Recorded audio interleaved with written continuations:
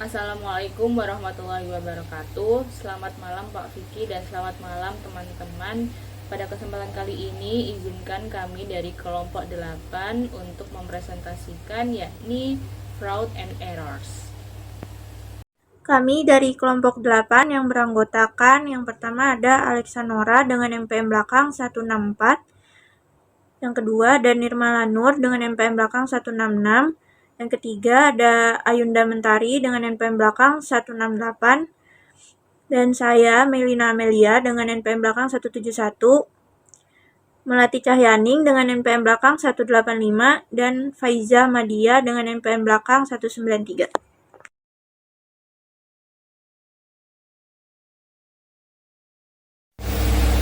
Baik, pembahasan pertama adalah ancaman dalam sistem informasi akuntansi. Terdapat 4 jenis ancaman yang dihadapi sistem informasi yang dihadapi perusahaan. Yang pertama ada bencana alam dan politik.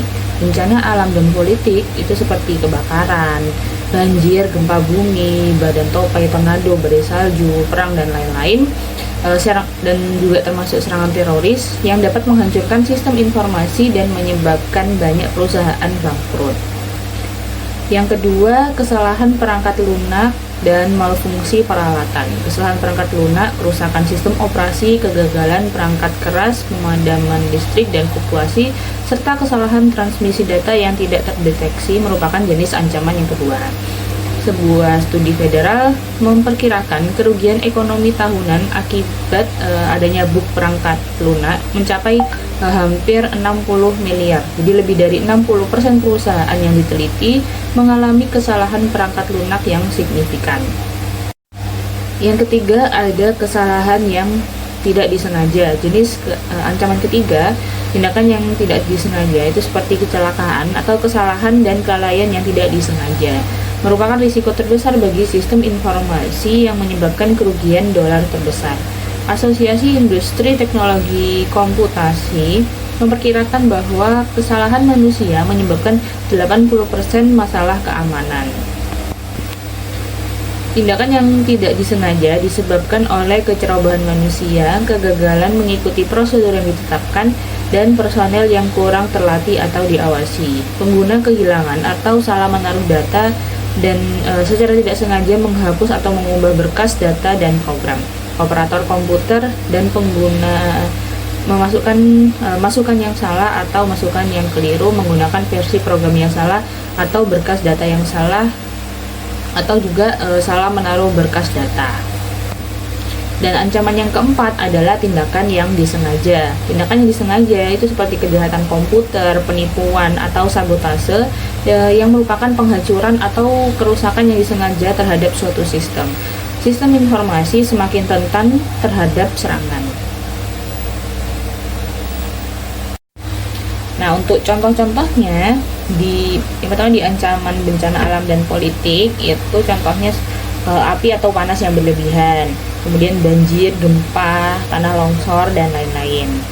Di ancaman kedua, kesalahan perangkat lunak dan malfungsi peralatan, itu contohnya seperti perang dan serangan teroris, kemudian kegagalan perangkat keras atau perangkat lunak, kesalahan atau bug perangkat lunak.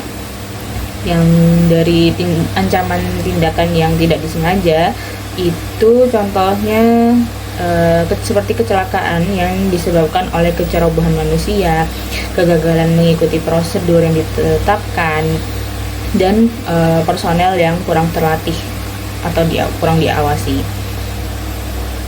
Untuk tindakan yang tidak disengaja, ancaman tindakan yang disengaja itu contohnya seperti sabotase, kemudian salah representasi, penggunaan palsu, pengungkapan data yang tidak sah, penyalahgunaan aset, penipuan, laporan keuangan, korupsi, dan lain-lain. Baik, di sini saya akan menjelaskan mengenai pengantar terhadap penipuan. Penipuan merupakan keuntungan yang tidak adil atas orang lain. Secara hukum, agar suatu tindakan dianggap penipuan, itu harus ada yang pertama adalah pernyataan, representasi atau pengungkapan yang salah, lalu yang kedua yaitu berupa fakta material, yaitu sesuatu yang mendorong seseorang untuk bertindak, lalu yang ketiga adalah niat untuk menipu, Lalu yang keempat, ketergantungan yang dapat dibenarkan, yaitu orang tersebut mengandalkan pernyataan yang keliru untuk mengambil tindakan. Lalu yang terakhir, yang kelima adalah cedera atau kerugian yang dialami korban. Lalu, sebagian besar pelaku penipuan adalah orang dalam yang berpengetahuan luas dengan akses, keterampilan, dan sumber daya yang dibutuhkan. Karena karyawan memahami sistem perusahaan dan kelemahannya, mereka lebih mampu melakukan dan menyembunyikan penipuan. Kontrol yang digunakan untuk melindungi aset perusahaan membuat orang luar lebih sulit mencari dari perusahaan. Pelaku penipuan sering disebut juga sebagai penjahat kripti. Baik, di sini saya akan menjelaskan mengenai jenis penipuan, tetapi yang saya sebutkan hanyalah 2 jenis penipuan, yaitu yang pertama adalah korupsi dan penipuan investasi. Nah, apa sih korupsi itu? Korupsi adalah tindakan tidak jujur yang dilakukan oleh mereka yang berkuasa dan seringkali melibatkan tindakan tidak sah, tidak bermoral, atau tidak sesuai dengan standar etika. Ada banyak jenis korupsi, contohnya termasuk penyuapan dan pengatur tender. Untuk yang kedua yaitu investment fraud atau disebut juga dengan penipuan investasi. Nah, penipuan investasi ini adalah tindakan memutarbalikkan fakta atau menghilangkan fakta untuk mempromosikan investasi yang menjanjikan keuntungan fantastis dengan resiko atau tanpa resiko. Ada banyak jenis penipuan investasi, contohnya termasuk skema Ponzi dan penipuan sekuritas. Untuk 2 jenis yang paling penting bagi bisnis itu adalah penyalahgunaan aset yang kadang-kadang disebut juga dengan penipuan karyawan dan pelaporan keuangan curang atau kadang-kadang disebut juga dengan penipuan manajemen. Penyalahgunaan aset ini merupakan pencurian aset perusahaan yang dilakukan oleh karyawan. Nah, banyak sekali faktor yang paling signifikan dalam sebagian besar penyelewengan adalah tidak adanya pengendalian internal dan atau kegagalan untuk menegakkan pengendalian internal yang ada. Penyelewengan yang umum memiliki unsur atau karakteristik penting berikut, yaitu pertama adalah pelaku mendapatkan kepercayaan dari entitas yang ditipu. Lalu yang kedua, menggunakan tipu daya atau informasi atau menyesatkan untuk melakukan penipuan. Lalu yang ketiga yaitu menyembunyikan penipuan dengan memalsukan catatan atau informasi lainnya. Lalu yang keempat adalah jarang menghentikan penipuan secara sukarela. Pelaporan keuangan yang menipu. Komisi Nasional Pelaporan Keuangan yang Curang atau Komisi Tradeway mendefinisikan pelaporan keuangan yang curang sebagai tindakan yang disengaja atau sembrono, baik melalui tindakan atau kelalaian yang mengakibatkan laporan keuangan yang menyesatkan secara material. Komisi Tradeway merekomendasikan 4 tindakan untuk mengurangi kecurangan pelaporan keuangan. Yang pertama adalah membangun lingkungan organisasi yang berkontribusi terhadap integritas keuangan proses pelaporan. Lalu yang kedua adalah mengidentifikasi dan memahami faktor-faktor yang menyebabkan terjadinya kecurangan pelaporan keuangan. Lalu yang ketiga adalah menilai resiko kecurangan pelaporan keuangan dalam perusahaan. Lalu yang keempat adalah merancang dan menerapkan pengendalian internal untuk memberikan jaminan yang memadai dalam mencegah pelaporan keuangan yang curang. Tanggung jawab auditor untuk mendeteksi penipuan. 199 mengharuskan auditor untuk yang pertama adalah memahami penipuan, karena auditor tidak dapat mengaudit sesuatu yang tidak mereka pahami secara efektif. Mereka harus memahami penipuan dan bagaimana serta mengapa penipuan itu dilakukan. Lalu yang kedua adalah bahas risiko salah saji material yang bersifat curang. Saat merencanakan audit, anggota tim diskusi di antara mereka sendiri tentang bagaimana dan di mana laporan keuangan perusahaan rentan terhadap kecurangan. Lalu yang terakhir yaitu yang ketiga, memperoleh informasi. Tim audit mengumpulkan bukti dengan mencari faktor risiko penipuan, menguji catatan perusahaan, dan bertanya kepada manajemen, komite audit, dewan direksi, dan pihak lain apakah mereka mengetahui penipuan di masa lalu atau saat ini, karena banyak penipuan melibatkan pengakuan pendapatan. Perhatian khusus diberikan dalam memeriksa akun pendapatan. Baik, selanjutnya saya akan menjelaskan mengenai siapa pelaku penipuan dan mengapa penipuan tersebut itu dapat terjadi. Nah, beberapa pelaku penipuan itu biasanya merasa tidak puas atau tidak senang dengan pekerjaan mereka dan ingin membalas dendam terhadap atasan mereka. Atau dengan kata lain, mereka ini adalah orang baik yang melakukan hal-hal buruk. Nah, pelaku penipuan komputer itu biasanya lebih muda dan memiliki lebih banyak pengalaman dalam keterampilan komputer. Nah, untuk zaman sekarang itu semakin banyak pelaku penipuan atau penipuan komputer itu sifatnya lebih predatoris dan berusaha mengubah tindakan mereka menjadi uang. Nah, pelaku penipuan ini itu lebih seperti penjahat kera biru yang ingin memangsa orang lain dengan cara merampok mereka. Perbedaannya itu mereka hanya menggunakan komputer dan bukan menggunakan senjata api. Kemudian masuk ke segitiga penipuan. Nah, bagi sebagian besar pelaku penipuan pertama kali, itu ada 3 kondisi yang muncul saat penipuan terjadi. Di mana yang pertama itu adalah tekanan, dan yang kedua adanya kesempatan, dan yang ketiga ada rasionalisasi. Nah, hal ini itu disebut sebagai segitiga penipuan.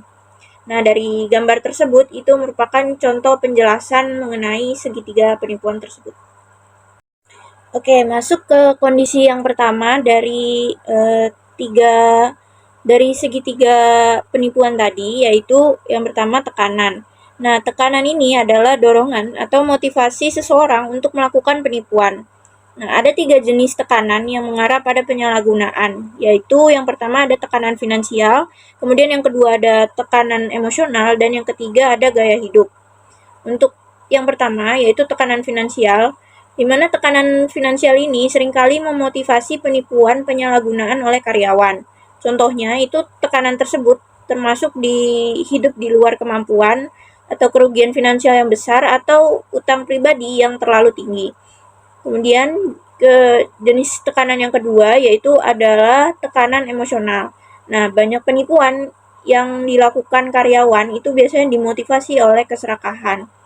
Kemudian yang ketiga, ada jenis tekanan gaya hidup atau gaya hidup seseorang. Nah, orang tersebut itu biasanya mungkin membutuhkan dana untuk membiayai kebiasaan berjudi atau untuk membiayai kecanduan narkoba atau alkohol. Nah, tekanan keuangan yang lazim adalah kebutuhan untuk memenuhi atau melampaui ekspektasi pendapatan untuk menjaga harga saham agar tidak jatuh. Di mana seringkali manajer ini menciptakan tekanan yang signifikan dengan perakiraan pendapatan yang terlalu agresif atau standar kinerja yang tidak realistis, atau dengan program insentif yang memotivasi karyawan untuk melakukan penipuan atau memalsukan hasil keuangan agar dapat bekerja atau menerima opsi saham dan pembayaran insentif lainnya. Di mana kondisi industri yang seperti ini itu menyebabkan kejenuhan pasar yang signifikan dengan margin yang menurun, dan hal tersebut itu memotivasi penipuan tersebut akhirnya dapat terjadi. Opportunity atau kesempatan. Kesempatan dalam konteks fraud merujuk pada kondisi atau situasi yang memungkinkan pelaku untuk melakukan penyembunyikan dan mengubah hasil dari tindakan fraud untuk kepentingan pribadi. Ini termasuk kemampuan pribadi dan kelemahan dalam sistem pengendalian internal perusahaan. Komponen utama opportunity yang pertama, melakukan fraud. Kesempatan untuk melakukan fraud biasanya melibatkan pencurian aset atau manipulasi laporan keuangan, seperti melebih-lebihkan aset atau pendapatan, meremehkan kewajiban, atau tidak mengungkapkan informasi penting. Yang kedua, menyembunyikan fraud. Setelah melakukan fraud, pelaku harus menyembunyikan tindakan mereka untuk menghindari deteksi. Hal ini bisa melibatkan penyamaran dalam akun biaya, skema lapping, dan skema cheating. Penyamaran dalam akun biaya yaitu menyembunyikan pencurian dengan membebankan barang curian ke akun biaya dan akan direset setiap tahun. Skema lapping adalah menggunakan dana dari pelanggan lain untuk menutupi pencurian dari pelanggan pertama yang memerlukan pemantauan berkelanjutan. Dan skema check-kiting adalah membuat uang dengan memanfaatkan jeda waktu antara penyetoran cek dan pencairannya, seringkali dengan membuka beberapa akun di berbagai bank. Yang ketiga, Bentuk opportunity yang ketiga adalah mengubah fraud menjadi keuntungan pribadi. Untuk memperoleh keuntungan dari tindakan fraud, pelaku dapat mengubah barang curian seperti inventaris menjadi uang tunai. Bisa juga dengan keuntungan tidak langsung. Dalam konteks memasukkan laporan keuangan, keuntungan bisa berupa promosi, kenaikan gaji, atau peningkatan kekuasaan.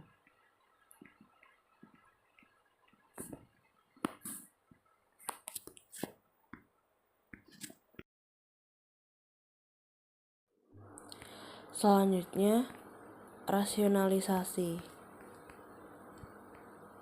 Rasionalisasi adalah proses kognitif yang digunakan oleh pelaku fraud untuk membenarkan perilaku ilegal mereka. Dalam rasionalisasi, pelaku meyakinkan diri mereka bahwa tindakan mereka tidak salah atau kejujuran bukanlah hal yang penting. Bentuk rasionalisasi bisa seperti justifikasi, yaitu pelaku mungkin berpikir bahwa mereka hanya meminjam sesuatu dan akan mengembalikannya. Bisa berbentuk sikap seperti beberapa pelaku merasa bahwa aturan tidak berlaku untuk mereka karena posisi mereka atau alasan lain. Bisa berupa bentuk kurangnya integrasi pribadi, juga bisa dengan bentuk menganggap tidak ada kerugian nyata.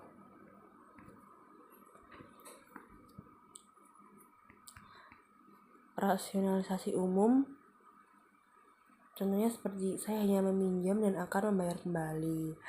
Lalu Anda akan mengerti jika Anda tahu betapa saya membutuhkannya. Lalu apa yang saya lakukan tidak begitu serius. Lalu ini untuk tujuan baik. Ternyata mereka merampok yang kaya untuk diberikan kepada yang miskin. Lalu juga bisa semua orang melakukannya, tidak ada yang akan tahu. Dan terakhir, seperti perusahaan berhutang pada saya hanya mengambil apa yang seharusnya menjadi hak saya. Jadi, fraud terjadi ketika ada tekanan tinggi, kesempatan untuk melakukan penyembunyian dan mengubah hasil fraud, serta kemampuan untuk merasionalisasi perilaku. Fraud lebih jarang terjadi jika tekanan rendah, kesempatan terbatas, dan integritas pribadi tinggi. Metode register. Biasanya Metode register dalam distribusi penjualan dilakukan dengan alat register kas. Register kas yang sederhana dilengkapi dengan 2 register yang Poin selanjutnya adalah penipuan komputer. Penipuan komputer adalah segala bentuk penipuan yang memerlukan teknologi komputer untuk melakukannya. Contohnya meliputi yang pertama, pencurian, penggunaan, akses, modifikasi, penyalinan, atau penghancuran perangkat lunak, perangkat keras atau perangkat lunak secara tidak sah, perangkat lunak atau data. Yang kedua, ada pencurian aset yang ditutupi dengan mengubah catatan komputer. Yang ketiga, ada memperoleh informasi atau harta berwujud secara ilegal menggunakan komputer. Meningkatnya penipuan komputer, diperkirakan penipuan komputer merugikan Amerika Serikat antara 70 miliar dolar hingga 125 miliar dolar per tahun, dan biayanya meningkat secara signifikan setiap tahunnya. Sistem komputer sangat rentan karena alasan berikut ini. Yang pertama, orang yang membobol basis data perusahaan dapat mencuri, menghancurkan, atau mengubah data dalam jumlah besar dalam waktu yang sangat singkat dan seringkali hanya meninggalkan sedikit bukti. Satu bank pernah kehilangan 10 juta dolar hanya dalam beberapa menit. Yang kedua, ada penipuan komputer bisa jauh lebih sulit dideteksi daripada jenis penipuan yang lainnya. Yang ketiga, ada beberapa organisasi memberikan karyawan, pelanggan, dan pemasok akses ke sistem mereka. Jumlah dan variasi titik akses ini secara signifikan meningkatkan resiko. Lalu, ada program komputer hanya perlu dimodifikasi 1 kali secara ilegal agar dapat beroperasi secara tidak semestinya, hanya berlaku selama masih digunakan. Sejak tahun 1979, majalah Time menyebut penipuan komputer sebagai industri yang berkembang pesat. Sebagian besar bisnis telah menjadi korban penipuan komputer. Baru-baru ini, jaringan mata-mata di Tiongkok meretas 1.300 komputer pemerintah dan perusahaan di 103 negara. jumlah insiden, total kerugian dolar, dan kecanggihan pelaku serta skema yang digunakan untuk melakukan penipuan komputer meningkat pesat karena beberapa alasan. Yang pertama, tidak semua orang setuju tentang apa yang dimaksud dengan penipuan komputer. Banyak orang tidak percaya bahwa menyalin perangkat lunak merupakan penipuan komputer. Penerbit perangkat lunak berpikir sebaliknya dan menuntut mereka yang membuat salinan ilegal. Sebagian orang tidak menganggap bahwa menelusuri berkas komputer orang lain adalah kejahatan jika tidak menimbulkan kerugian, sedangkan perusahaan yang datanya ditelusuri berpendapat jauh berbeda. Yang kedua, ada banyak kasus penipuan komputer yang tidak terdeteksi. Beberapa tahun lalu, diperkirakan komputer Departemen Pertahanan Amerika Serikat diserang lebih dari 500 juta kali per tahun, dengan jumlah insiden meningkat 50% hingga 100% per tahun. Staf Departemen Pertahanan dan konsultan luar melakukan 38.000 pertasan yang bersahabat pada jaringan mereka untuk mengevaluasi keamanan. Hampir 70% berhasil dan Departemen Pertahanan hanya mendeteksi 4% dari serangan tersebut. Pentagon yang memiliki program kewaspadaan peretas paling canggih dari Amerika Serikat, maksudnya pemerintahan Amerika Serikat, mendeteksi dan melaporkan hanya 1 dari 500 pembobolan. Departemen Pertahanan memperkirakan bahwa lebih dari 100 badan mata-mata asing berupaya untuk mendapatkan akses ke komputer pemerintahan Amerika Serikat, serta jumlah organisasi kriminal yang tak diketahui jumlahnya. Yang ketiga, ada persentase penipuan yang tinggi tidak dilaporkan. Banyak perusahaan percaya bahwa publisitas yang merugikan akan mengakibatkan penipuan serupa dan hilangnya kepercayaan pelanggan, yang dapat merugikan lebih dari penipuan itu sendiri.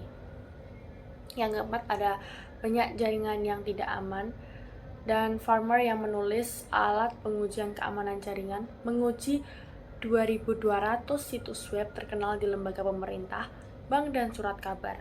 Hanya 3 situs yang mendeteksi dan menghubunginya. Yang kelima, ada situs internet menawarkan petunjuk langkah demi langkah tentang cara melakukan penipuan dan penyalahgunaan komputer.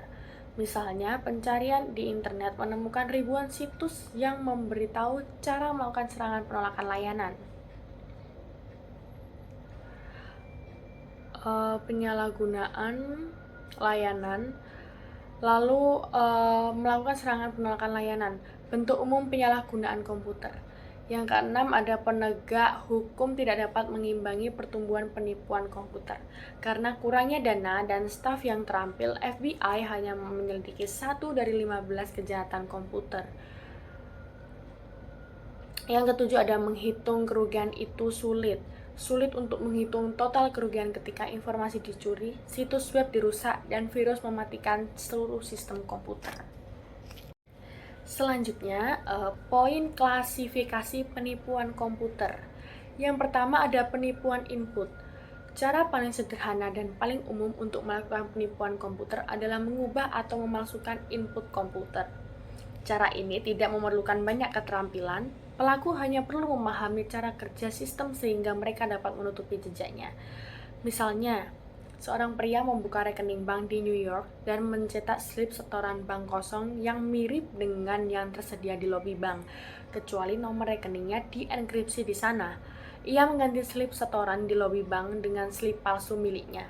Selama 3 hari, setoran bank menggunakan slip palsu tersebut masuk ke rekeningnya. Pelaku menarik uang tersebut dan menghilang. Ia tidak pernah ditemukan.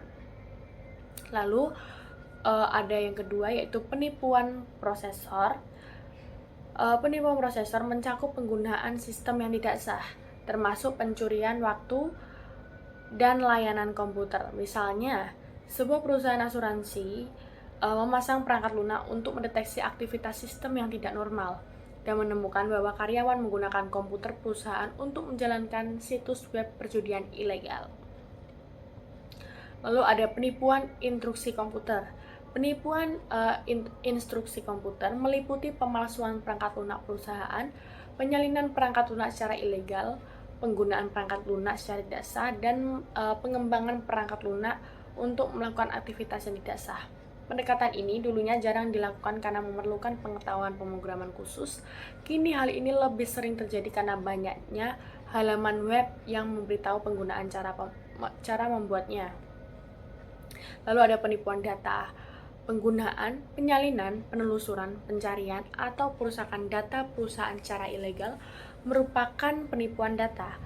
Penyebab terbesar pelanggan data adalah kelalaian karyawan. Perusahaan kini melaporkan bahwa kerugian mereka lebih besar akibat pencurian data elektronik daripada pencurian aset fisik.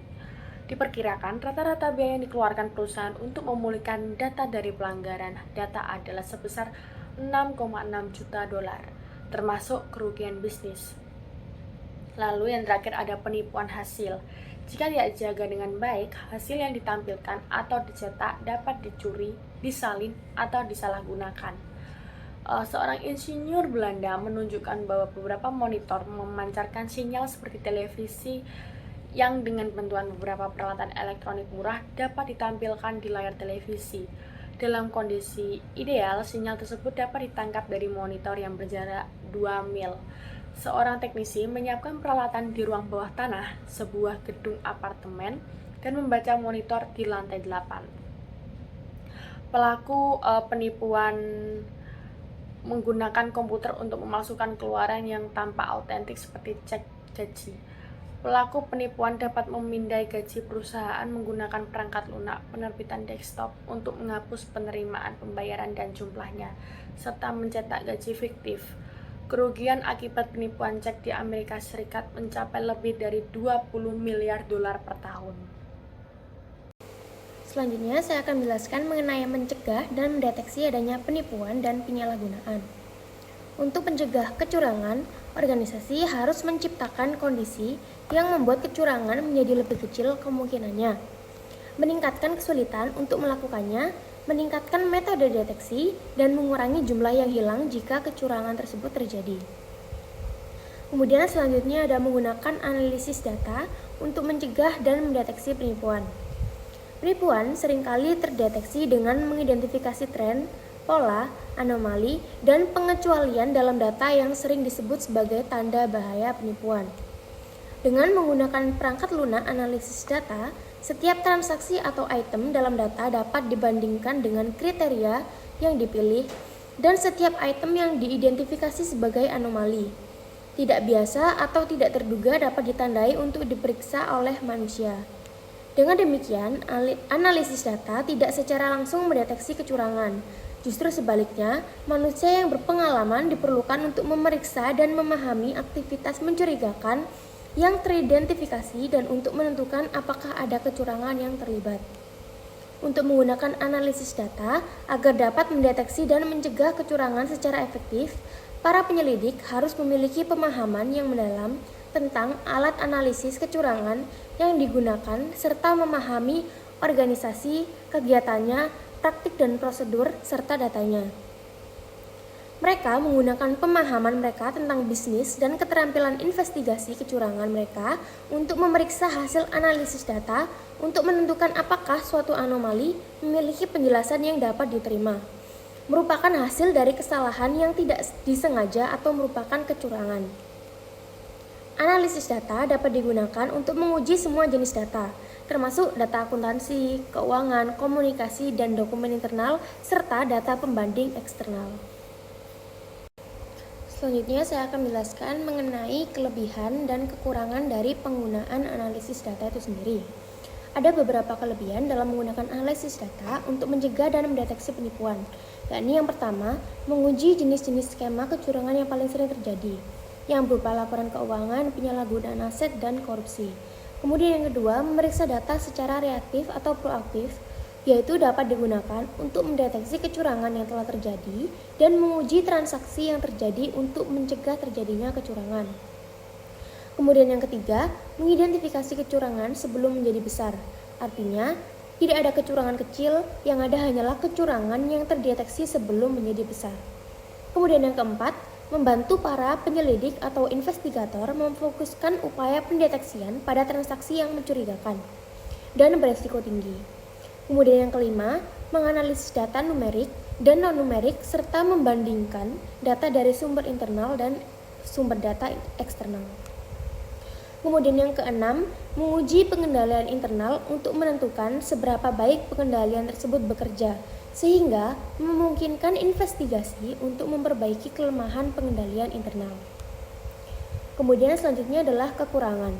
Yang pertama, menentukan dengan tepat data atau akun yang akan diuji. Kemudian yang kedua, memperoleh data yang tepat dalam format yang bersih atau minim kesalahan dan elektronik. Kemudian yang ketiga, sejumlah besar positif palsu atau adanya suatu gejala atau sinyal atau objek yang sebetulnya itu tidak ada. Kemudian yang keempat, berurusan dengan sistem perangkat lunak, sistem penyimpanan data, dan proses bisnis yang beragam dan kompleks. Kemudian yang kelima, berurusan dengan keamanan data, integritas pemrosesan, ketersediaan, privasi, dan kekhawatiran kerahasiaan. Kemudian yang keenam, biaya untuk memperoleh perangkat lunak analisis data dan melatih karyawan untuk menggunakannya secara efektif. Kemudian yang ketujuh, pelaku penipuan tidak ingin ketahuan sehingga mereka berusaha menyembunyikan aktivitas penipuan mereka. Kemudian yang ke-8, semakin baik mereka menyembunyikannya, semakin sulit penipuan tersebut dideteksi. Adapun teknik analisis data yang digunakan untuk mendeteksi penipuan, di antaranya yang pertama, deteksi pencilan seperti nomor pesanan pembelian atau penjualan yang tidak berurutan. Untuk memerangi penipuan, beberapa bank akan memberi tahu pengguna tentang nomor cek yang tidak berurutan secara signifikan. Kemudian yang kedua, deteksi anomali, yakni menggunakan tren dan pola. Sesuatu yang tidak terduga, tidak biasa atau tidak sesuai dengan tren atau pola yang diharapkan dapat mengindikasikan penipuan. Kemudian yang ketiga ada analisis regresi. Metode statistik ini membantu mengevaluasi seberapa kuat hubungan antara dua atau lebih item data.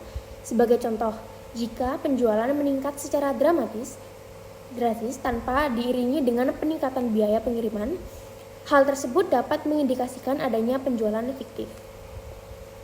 Kemudian yang keempat, pemodelan semantik.